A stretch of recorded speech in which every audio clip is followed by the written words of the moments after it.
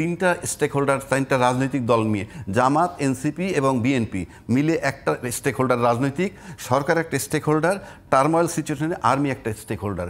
এই তিনটে stake holder যদি একটা ঐক্যমত্যে চলে আসতে পারে সুন্দর জায়গায়, তাহলে ফেব্রুয়ারি নির্বাচন মোটামুটি নিশ্চিত বলা যায়। আপনি আসলে কি চ্যালেঞ্জ দেখেন? ছোট্ট একটু যোগ করে দেখি, এটা তো নিশ্চয়ই আছে।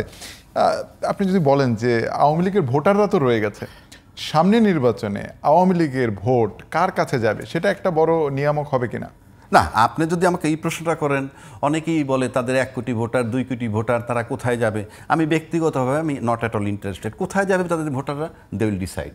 কোথায় যাবে আপনার আমার কথা বলছি নিয়ামক হবে কিনা, কারণ বড় সংখ্যা।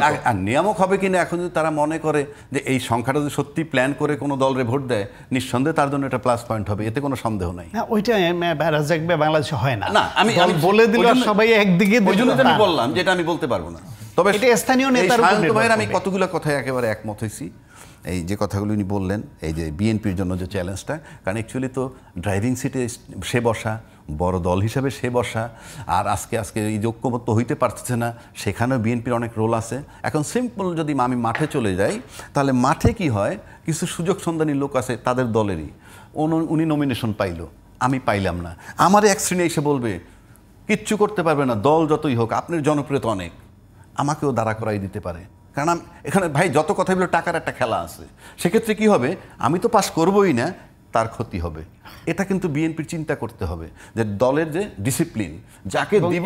একটু কন্ট্রিবিউট করি আমি, এই ক্ষতিটা করাও খুব উদ্দেশ্য প্রণোদিত, কারণ যেই ভাই নমিনেশন পাইলো, আমি পাই নাই, অনেকের চেষ্টা থাকে উনি এবার এমপি হয়ে যাওয়া মানে পরের বার উনি মানে এই জায়গা দিব না, আমার কাজ ওনাকে ফেল করানো, রাখা যে আমি পরের বার পাই। পরের হিসাবটা হলো দুষ্ট চিন্তার লোকের সংখ্যাও কিন্তু কম, এবং আমি মনে করি রাজনীতি ক্ষেত্রে আবার জাস্টিফাইড।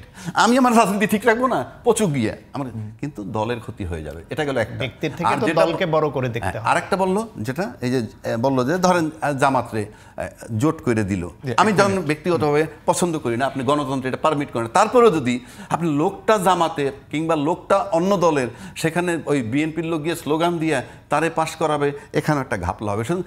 এই সমস্ত চ্যালেঞ্জগুলো আমি একমত, এগুলো চিন্তা করতে হবে খুব সুন্দরভাবে। তবে সামনে যদি নির্বাচনটা আগায় নিতে হয়, তাহলে আমি একই কথা বারবার সব জায়গায় বলি, তিনটা স্টেক হোল্ডার, তিনটা রাজনৈতিক দল নিয়ে, জামাত, এনসিপি এবং বিএনপি মিলে একটা স্টেক হোল্ডার রাজনৈতিক, সরকার একটা স্টেক হোল্ডার, টার্মোয়েল সিচুয়েশনে আর্মি একটা স্টেক হোল্ডার। এই তিনটে স্টেক হোল্ডার যদি একটা ঐক্যমত্যে চলে আসতে পারে সুন্দর জায়গায়, তাহলে ফেব্রুয়ারি নির্বাচন মোটামুটি নিশ্চিত বলা যায়।